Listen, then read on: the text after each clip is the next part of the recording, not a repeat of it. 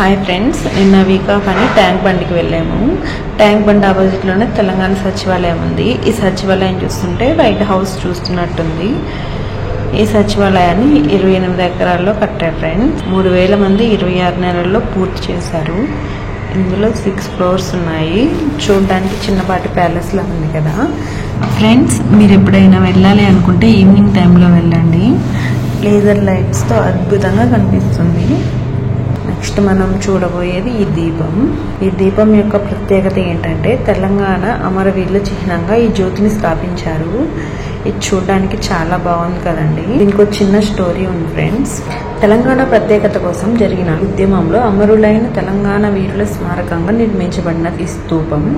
ఇది హైదరాబాద్లోని అసెంబ్లీ ముందున్న గన్ పార్క్లో ఉంది.